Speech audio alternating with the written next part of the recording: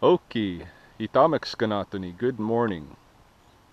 We have just gone into Awakatsikisam, which is the deer moon, the last summer lunar cycle in the Blackfoot calendar, before we shift into winter. Just 2 seasons in the Blackfoot calendar. And it's called Awakatsikisam, the deer moon, because this is when the deer are in their rut. This is when they're all mating, and so it's kind of a celebration of the reproduction of the deer. But there's a lot of other things that you could be doing this time of year, and it's typically this moon goes from sometime in September to sometime in October, on the Western calendar. Just so happens that this year it lines up perfectly with the beginning of the month of September and the beginning of the month of October. Normally it doesn't. A lot of times it'll begin like halfway into September and go till halfway into October. Whatever that last lunar cycle is that goes from September to October, from the new moon to the new moon, that's Awakatsikism. And there's a lot of things as human beings that we can be engaged with, in the natural world at this time of year, whether you live where I do or not. I'm going to show a plant this morning that I'm harvesting the seeds from that is something that's ubiquitous in the northern hemisphere around the world. And so this is something that a lot of people could use if you don't already. And what I'm talking about is stinging nettle, which in Blackfoot is called Saksoyatsis, stinging nettle. And it looks like a hemp plant, doesn't have the separated leaves like the hemp plant, but otherwise it resembles it quite a bit. It grows on a stalk, and just the color, the hue of the plant, and the way that it grows is reminiscent of hemp, and it has some of the same qualities. But I'm after the seeds today. This is the seed time. Earlier in the summer, you might pick the plant solely for the food from its greens, which are highly nutritive. The greens of the stinging nettle have lots of good minerals. They've got high in iron and calcium, manganese. It's got vitamin A, vitamin C, vitamin D, and so you would pick the whole stalk of the plant before it blooms or before it goes to seed. Pick the whole stalk of the plant, bundle them together, hang them up to dry, and then after they're dry, you can strip the leaves off the stem without worry of those little hairs getting under your skin and irritating you or anything like that, right?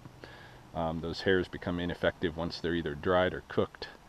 So you just cook it up like spinach, or you could steam it, and very highly nutritive. Or you can make tea with it, all these kind of things. But once the plant is going into bloom and gets a little bit more mature, then it's not good to harvest for the leaves.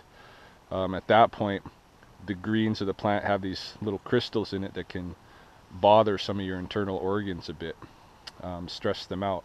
So you only want to eat the greens from the plant that is the more immature plant, right, before the bloom. After the bloom, then you kind of wait for the seeds, which is to be harvested now. In fact, probably could have already started harvesting them a whole lunar cycle back in Pakipis Tsotsitsitspi, when the choke cherries ripen. You could already be harvesting them. What you want to look for basically are the drooping strands of seeds. And I'll show you, like this plant here. The seeds are on these little stringers, and they should be hanging down. That's when you know that they're ready to be picked. They'll be hanging down, and you can just pick the little stringers. You don't have to actually separate the seeds from the stringers. You can just keep them on there. Pick them like this, put them in a brown paper sack, dry them out, keep them all year, eat them as much as you want. This is a good food seed. It's got kind of a bland taste to it, nothing special, but it's got some of all those nutrients that I spoke of before with the greens. Plus, what's really known for the seed is as a kind of a tonic for the kidneys and for the adrenal glands. And so herbalists value the seeds as a kind of a natural medicine to help your body heal up from the stress of modern life. Like, we're always busy, busy, busy. Got to go to work, got to pay the bills, got to do this, got to do that. We're always on the run, and we really tax our adrenal glands, especially in keeping the momentum of this lifestyle. Now, along with slowing down a little bit, if you add some nettle seeds, it's supposed to help really kind of heal from that that stress, right? Heal your body from that stress. So, which is something that I need myself. I've had a lot of stress for different reasons in the last maybe couple of years, and so one of the reasons that I'm out here this morning is to pick this not just as a food but as a medicine. You should eat like maybe a spoonful of these, 1 or 2 spoonfuls a day of the seeds, of the seed strands, to kind of act as that medicine. So yeah, this is a good time to harvest that. And after the seeds are done, when the plant dries up and it becomes winter, then it's the stalks that you want. So you would come out at that time and pick the stalks, and you pick them for their fiber, for their hemp, basically. You can make good, really good cordage. When I was in Oregon, working for tribes of Grand Ronde and in Hoopa in California, working for them, they all use stinging nettles, the hemp from the stinging nettle, as really for a lot of different things, for different kind of basketries, for fishing line, for all kinds of different things. It's a very strong, makes a very strong twine. So yeah, it's a good, useful plant year round, but this time of year, what it's good for is those seeds.